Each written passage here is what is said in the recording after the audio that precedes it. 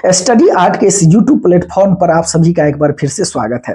तो हमारा केमिस्ट्री का जो सीरीज चल रहा है उसी कड़ी को आगे बढ़ाते हुए आज हम new and fresh topic start कर रहे हैं, जिसका नाम है रासायनिक बंधन या केमिकल बॉन्डिंग इसको कहते हैं। सबसे पहला बात, क्या होता है यह केमिकल बॉन्डिंग, इसके बारे में जानेंगे। यह कितने प्रकार का होता है इसके बारे में जानेंगे। इसका यूजेज कहाँ कहाँ है इसके बारे में जानेंगे। और साथ ही बहुत इंपॉर्टेंट बात, इससे आपको एग्जाम में क्वेश्चन देखने को मिलेगा, तो इसको बहुत ही बढ़िया से आप तैयार कीजिएगा। So let's know start and stay tuned study art. समझिए बात को।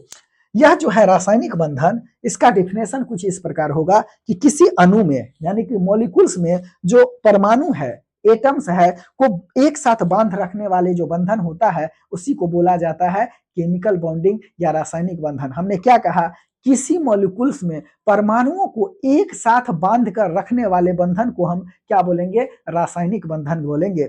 दूसरा पॉइंट यहाँ पे लिखा है कि कोई भी तत्व अपने बाह्यतम कक्षा में 8 इलेक्ट्रॉन रखना चाहता है ताकि वह अस्थायी हो सके, या तो इलेक्ट्रॉन की साझेदारी के माध्यम से हो या फिर इलेक्ट्रॉन के ट्रांसफर के माध्यम से हो, अर्थात किसी भी तरह से उसको 8 इलेक्ट्रॉन चाहिए। इस दुनिया में हर एक कोई अपनी स्टेबिलिटी की ओर आगे बढ़ रहा है। चाहे हम पीरियडिक टेबल में बात करें तो हीलियम, नियॉन, जेनन, क्रिप्टन, रेडन और आर्गन, ये सभी भी क्या है, यह सभी भी स्टेबिलिटी की ओर है। अर्थात इसके बाह्यतम कक्षा में कितने इलेक्ट्रॉन है, 8 इलेक्ट्रॉन है। ठीक, यह किसी से साझेदारी नहीं करेगा। तो जब आप सरकारी नौकरी को प्राप्त कर लीजिएगा, ऑफिसर बन जाइएगा, तो आप खुद में एक कह सकते हैं कि प्रतिष्ठित व्यक्ति बन जाइएगा। तो ऐसे ही चीज को कुछ समझना है। तो यह जो है, कोई भी तत्व अपने बाह्यतम कक्षा में 8 इलेक्ट्रॉन लेना चाहता है ताकि वह स्टेबल हो सके। अगर ऐसा नहीं होता है तो वह साझेदारी करता है या फिर इलेक्ट्रॉन को ट्रांसफर करता है।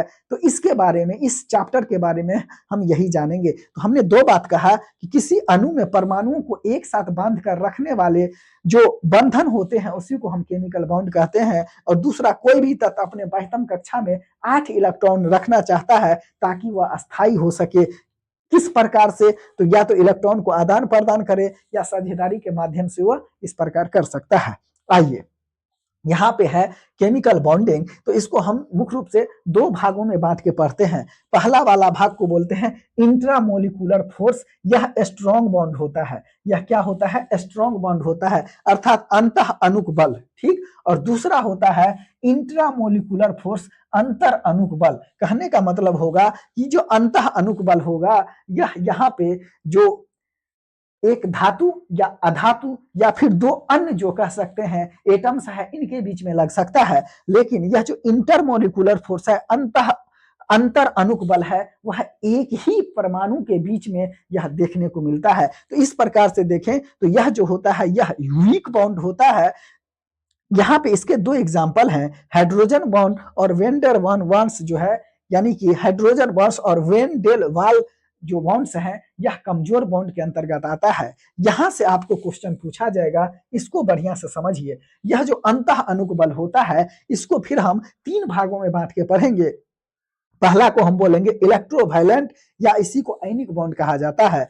दूसरा यानी कि विद्युत संयोजी बंधन या इसी को आयनिक बंधन कहते हैं। दूसरा होता है कोवैलेंट बॉन्ड या इसको सह संयोजी बंधक कहते हैं। और तीसरा होता है कोऑर्डिनेट बॉन्ड या इसी को उप सह संयोजी बंधक कहता है। तो यहाँ पे जो इंट्रामोलिकुलर फोर्स है, अंतः अणुक बल है, इसको हमने 3 भागों में बांट के पढ़ा। यानी कि यह एक स्ट्रॉन्ग बॉन्ड है। किस प्रकार का, तो इलेक्ट्रोवैलेंट बॉन्ड, जिसे हम विद्युत संयोजी बंधन कहते हैं या इसी को आयनिक बंधन कहा जाता है। दूसरा होता है कोवैलेंट बॉन्ड, जिसे हम सहसंयोजी बंधन कहते हैं।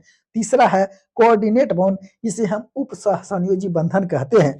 आज हमारा मेन टॉपिक है इलेक्ट्रोवैलेंट बॉन्ड या इसी को आयनिक बॉन्ड कहते हैं। इसी के बारे में आज हम पढ़ेंगे। इससे आगे वाला वीडियो आपको अगला क्लास में मिलेगा। आयनिक बॉन्ड या इसी को आयनिक बंधन या इसी का नाम है इलेक्ट्रोवैलेंट बॉन्ड या विद्युत संयोजी बंधन। होता क्या है, इसके कई सारे फीचर हैं। पहला जो सबसे मेन फीचर है कि इलेक्ट्रॉन के त्यागने या इलेक्ट्रॉन के ग्रहण करने के कारण इस प्रकार का बॉन्ड का निर्माण होता है। यानी कि इलेक्ट्रॉन का यहाँ पे स्थानांतरण होता है। हमने क्या कहा, या तो यहाँ पे इलेक्ट्रॉन का त्याग होगा या तो इलेक्ट्रॉन का यहाँ पे ग्रहण होगा। अर्थात इलेक्ट्रॉन के स्थानांतरण के कारण आयनिक बॉन्ड का निर्माण होता है, या यूं कहें तो इलेक्ट्रोवायलेंट बॉन्ड का यहाँ पे निर्माण होता है। दूसरा पॉइंट याद रखिएगा कि यह जो इलेक्ट्रॉन का त्यागने का काम होता है और यह ग्रहण करने का काम होता है, तो धातु इलेक्ट्रॉन का त्याग करता है और अधातु इलेक्ट्रॉन का क्या करता है, ग्रहण करता है। तो इस प्रकार हम देखें तो धातु एवं अधातुओं के बीच इस प्रकार का बंधन देखने को मिलता है। तो एक ही पॉइंट से सारा पॉइंट निकल के आ जाएगा, आपको याद रखना है। इलेक्ट्रॉन के त्यागने या ग्रहण करने, दैट मीन्स इसके स्थानांतरण के कारण इस प्रकार का बंधन का निर्माण होता है, यानी कि आयनिक बंधन का निर्माण होता है। तो हमने क्या कहा, इलेक्ट्रॉन का त्यागने का काम कौन करता है, तो धातु करता है, और इलेक्ट्रॉन ग्रहण करने का काम कौन करता है, अधातु करता है। अर्थात इस प्रकार से देखें तो यह धातु और अधातुओं के बीच में इस प्रकार के बंधन का निर्माण होता है, यानी कि आयनिक बंधन या इलेक्ट्रोवैलेंट बॉन्ड का निर्माण धातु और अधातुओं के बीच में होता है, इलेक्ट्रॉन के या तो त्यागने से या तो ग्रहण करने से, दैट मीन्स इलेक्ट्रॉन के स्थानांतरण के कारण आयनिक बॉन्ड का निर्माण होता है। चलिए नेक्स्ट की ओर हम चलते हैं। यहाँ पे एग्जाम्पल है, इसको समझिए। एक हम लिए हैं सोडियम और दूसरा हम लिए हैं क्लोरीन। बात को समझिए। इसका अगर हम एक एटम हम लिए हैं सोडियम और दूसरा लिए हैं हम क्लोरीन। देखिएगा, सोडियम का जब हम इलेक्ट्रॉनिक विन्यास निकालते हैं तो यहाँ पे सोडियम का जो एटॉमिक नंबर होता है, वो एटॉमिक नंबर कितना होता है, परमाणु संख्या इसका होता है 11। कितना होता है, 11। ठीक, यानी कि एटॉमिक नंबर। और क्लोरीन का जब हम एटॉमिक नंबर का बात करें, यह कितना होता है, क्लोरीन होता है 17। अब देखिए, जब हम इसका इलेक्ट्रॉनिक कॉन्फ़िगरेशन निकालेंगे तो यह 2 8 1, और जब इसका हम इलेक्ट्रॉनिक कॉन्फ़िगरेशन निकालेंगे तो 2 8 और 7। हमने ये सब बताना, इलेक्ट्रॉनिक कॉन्फ़िगरेशन बता दिया था, ठीक ना। तो इस प्रकार हम देखें 2 8 1, यहाँ पे हम क्या देख रहे हैं, इसके बाहरी कक्षा में, इसके बाहरी कक्षा में कितना इलेक्ट्रॉन है, 1 इलेक्ट्रॉन है। ठीक, और यहाँ पे हम देखें तो इसके बाहरी कक्षा में कितना है, 7 है। कितना है, 7 है। ठीक, देखिए, यानी 1 2 3 4 5 6 और 7।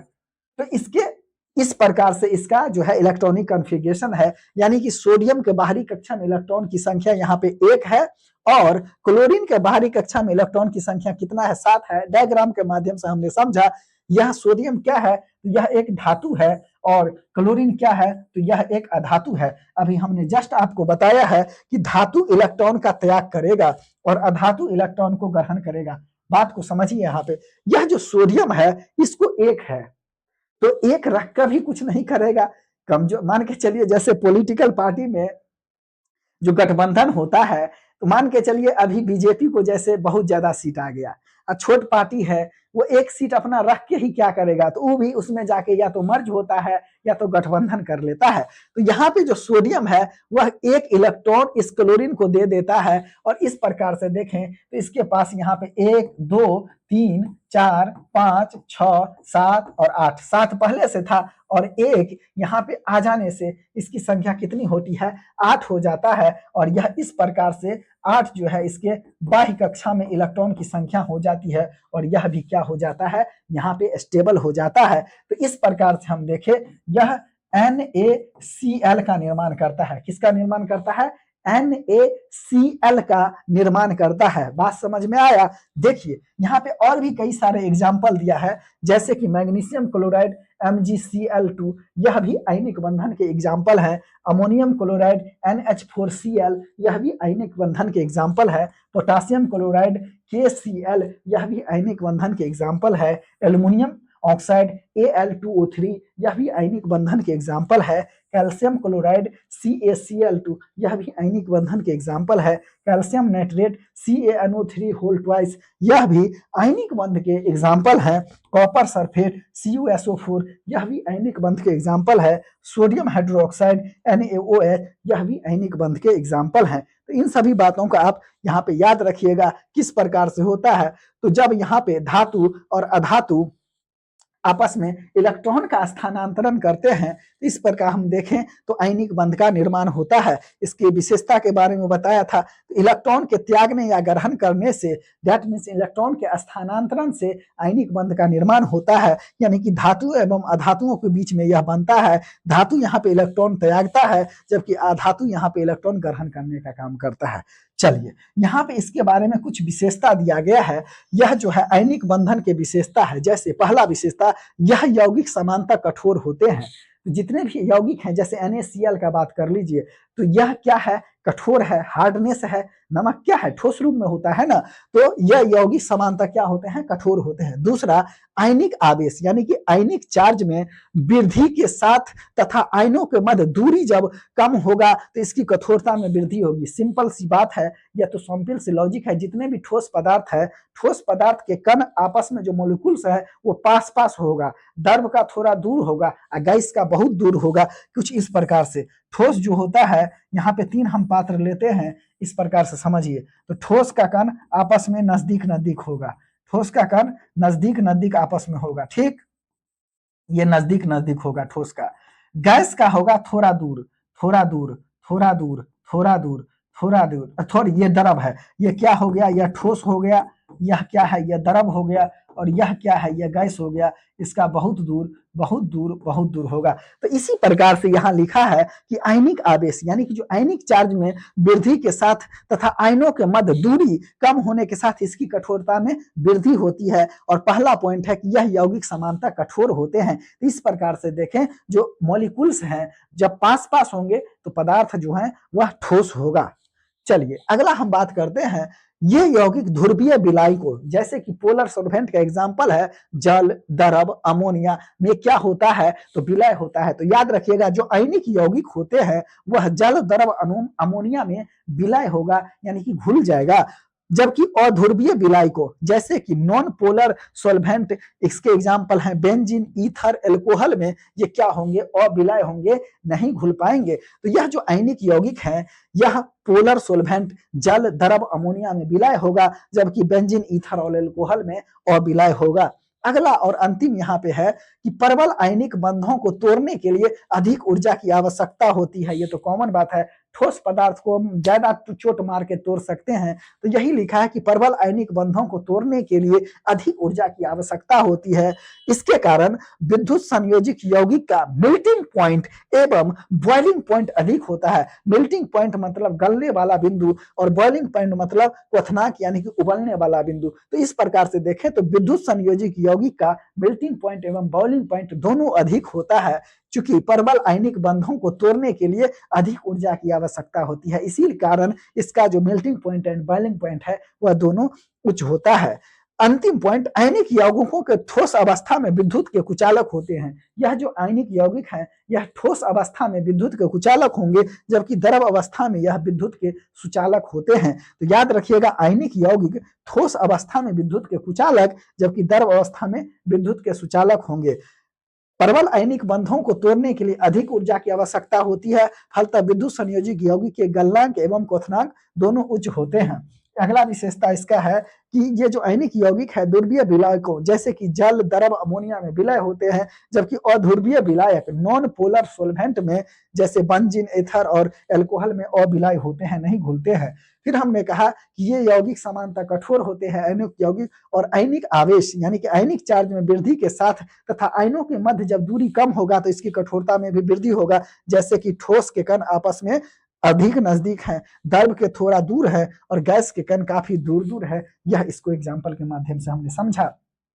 कई एग्जाम्पल है, जैसे अमोनियम क्लोराइड, ये magnesium chloride, ammonium chloride, potassium chloride, फिर aluminium oxide, calcium chloride, calcium nitrate, copper sulphate और सोडियम हाइड्रोक्साइड, यह आयनिक बंध के एग्जाम्पल हैं। इसके अलावा हमने डायग्राम के माध्यम से समझा, यही क्वेश्चन एग्जाम में पूछता है, या प्रीवियस क्वेश्चन का जान है, इसको याद रख लीजिएगा एज इट इज। जैसे सोडियम एक धातु है और क्लोरीन एक अधातु है, यह अपना क्या करता है, इलेक्ट्रॉन क्लोरीन को दे देता है सोडियम, और इस प्रकार से यह दोनों स्टेबल हो जाता है, अर्थात NaCl का निर्माण कर लेता है, और यह ठोस होता है, जिसे हम नमक कहते हैं। NaCl क्या हो जाता है, यह नमक हो जाता है। आइए फिर हमने कहा कि आयनिक बॉन्ड यानी कि यह विद्युत संयोजी बंधक या फिर आयनिक बंधन कह लीजिए, इसके कई विशेषता है, जैसे इलेक्ट्रॉन के त्यागने या ग्रहण करने के कारण इसका निर्माण होता है, धातुओं एवं अधातुओं के बीच में बनता है, और धातु यहाँ पे इलेक्ट्रॉन त्यागते हैं जबकि अधातु यहाँ पे ग्रहण करता है। फिर यहाँ पे हमने केमिकल बॉन्डिंग को बांट के पढ़ा था। तो यहाँ पे आज हमारा जो टॉपिक था वह मुख्य रूप से आयनिक बंधन था, यानी केमिकल बॉन्डिंग का पहला जो आयनिक बंध है या जिसको इलेक्ट्रोवैलेंट बॉन्ड होता है, पहला यूनिट हमने कंप्लीट किया। इसके अलावा फिर हम आगे करके नेक्स्ट यूनिट को हम कंप्लीट करेंगे। ठीक, तो मिलेंगे फिर हम नेक्स्ट वीडियो में कल। आज के लिए इतना ही। Stay tuned, study hard. Thank you.